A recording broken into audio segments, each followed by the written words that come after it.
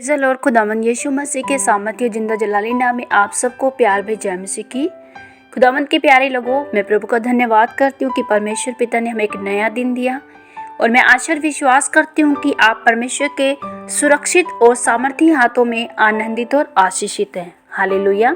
जी मेरे भाई बहनों, आज के वचन के द्वारा परमेश्वर पिता आपको बहुतायत से आशीष और बरकत दे। आइए हम आज का वचन लेते हैं।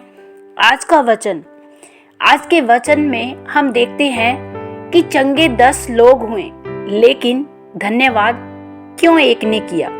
हालेलुया। जब यरूशलेम जाते हुए प्रभु यीशु मसीह सामरी और गलील के बीच में होकर जा रहा था, तो वहां उस गांव में प्रवेश करते समय प्रभु यीशु मसीह ने 10 कोढ़ियों को देखा और वो कोढ़ी दूर से खड़े होकर ऊंचे शब्द से कह रहे थे, हे यीशु, हे स्वामी, हम पर दया कर।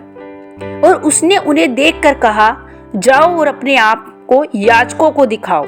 और वे जाते ही जाते शुद्ध हो गए। तब उनमें से एक ने देखा कि मैं चंगा हो गया हूँ और ऊंचे शब्द से परमेश्वर की बड़ाई करता हुआ लौटा और यीशु के पांव पर मुंह के बल गिरकर उसका धन्यवाद करने लगा। वह सामरी था। इस पर यीशु ने कहा, क्या 10 शुद्ध न हुए? तो फिर वे 9 कहाँ है? क्या इस परदेशी को छोड़ कोई और न निकला जो परमेश्वर की बड़ाई करता? और तब उसने उससे कहा, उठकर चला जा, तेरे विश्वास ने तुझे चंगा किया। हालेलुया।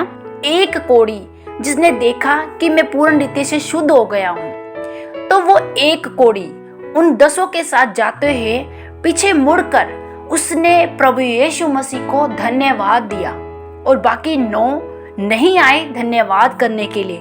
क्यों मेरे भाई बहनों? क्योंकि जो एक कोढ़ी जिसने अपने आप को शुद्ध पाया, जिसने आप को देखा कि मैं पूर्ण रीति से चंगा हो गया हूँ और कोढ़ से रहित हो गया हूँ, वो एक सामरी जन था। मेरे भाई बहनों, बाकी 9 जन यहूदी लोग थे, इजरायली कौम के थे, लेकिन एक ऐसा जन जो कि एक सामरी था, जो कि अपने आप को पापी फील करता था। अपने आप वो जानता था कि मैं एक पाप से छूट गया हूँ। मेरे भाई बहनों, जब हम पुराने अध्याय, पुराने नियम में देखते हैं तो कोढ़ आना एक पापी मनुष्य के जीवन को व्यक्त करता है। पुराने समय में जब एक मनुष्य को जब कोढ़ हो जाता था तो उसको बहुत ही तुच्छ दृष्टि से देखा जाता था। यहाँ तक कि उन लोगों को जो कोढ़ से, जिनके शरीर पे कोढ़ आ जाता था, उन लोगों को शहर से, गांव से दूर छोड़ दिया जाता था। अकेले में, खुले स्थान में उन लोगों को छोड़ दिया जाता था ताकि कोई भी मनुष्य उनके संपर्क में ना आए, क्योंकि वो एक तरह का छुआछूत का रोग माना जाता था। मेरे भाई बहनों, और उन कोढ़ियों को पापी लोगों की दृष्टि से देखा जाता था। उनको लोग पापी बोलकर, पापी कहकर उनको संबोधित करते थे। इस अध्याय में जानते हैं कि प्रभु यीशु मसीह 10 के 10 कोढ़ियों को चंगा करते हैं, शुद्ध करते हैं, लेकिन एक कोढ़ी ऐसा होता है जो अपने आप को चंगाई से परिपूर्ण पाता है और वो जान जाता है कि मैं उस पाप से छूट गया हूँ। लोग हर दिन ताना देते थे कि तू पापी है, तेरे जीवन में पाप है, तू पापी है, इसलिए तुझे कोढ़ आया है। मेरे भाई बहनों, पाप, कोढ़ आना एक बड़ी शर्मिंदगी को लेकर आता था। मेरे बहनों, उस सामरी इंसान ने, उस सामरी मनुष्य ने अपने आप को जाना कि मैं पाप से छूट गया हूँ और उस पाप को छुटकारा देने वाला और कोई नहीं है यीशु मसीह के अलावा। एक यीशु मसीह है जो मनुष्य को पाप से छुटकारा देता है। यीशु मसीह है जो मनुष्य को रोग, बीमारी, हताशा, निराशा, परेशानियों से, तमाम समस्याओं से एक यीशु मसीह है जो हमें छुटकारा देता है। मेरे भाई बहनों, उस सामरी जन ने जाना कि मुझे प्रभु ने क्या दिया है। उसने खाली अपने शरीर की चंगाई को नहीं पाया, उसने अपने जीवन के हर एक उन बंधनों से, श्रापों से, पाप से छुटकारा पाया और इसीलिए वो प्रभु यीशु मसीह को धन्यवाद करने आता है। मेरे भाई बहनों, आज इस संसार में बहुत से ऐसे लोग हैं जो हर कोई किसी न किसी समस्या से छूटते हैं।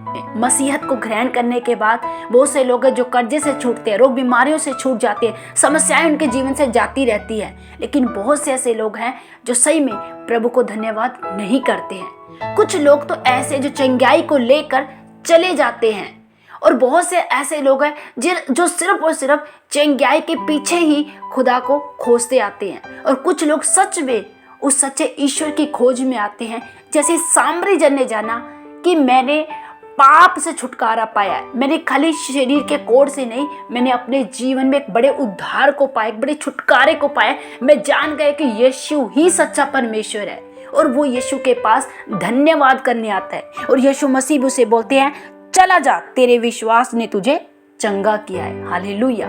प्रभु आप सबको इन वचनों के द्वारा बहुतायत से आशीष और बरकत दे। आइए हम प्रार्थनाओं में चलते हैं। सर्वशक्तिमान मेरे जिंदा और जीवित प्यारे पिता प्रभु खुदावंद, मैं आपका धन्यवाद करती हूँ आज के सुंदर दिन के लिए।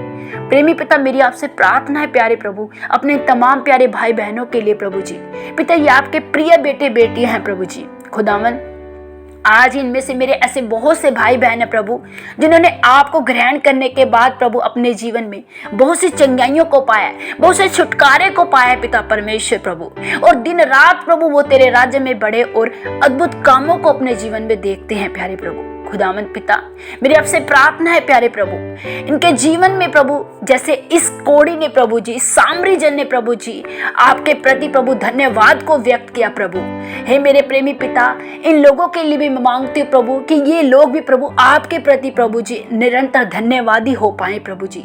ये हर हालातों में भी पिता आपको शुक्रिया न करें प्रभु जी। खुदावंद, आप इन पर दया का हाथ रखे प्यारे प्रभु। खुदावंद, ये आपके प्रति वफादारी से चलने पाए रबा शिखंदन रबा, ओ प्रभु ये आपके प्रति प्रभु वफादार बनने पाए प्यारे प्रभु जी। खुदावंद पिता, हर एक छोटी छोटी बातों में पिता ये आपको धन्यवाद देने वाले बने मेरे प्यारे प्रभु। खुदावंद, तू इनके जीवन से हर एक हालातों को मिटा प्रभु, हर एक परेशानियों को निकाल दे प्रभु, सब तरह की समस्या इनके घरों से, परिवारों से, इनके जीवनों से प्रभु।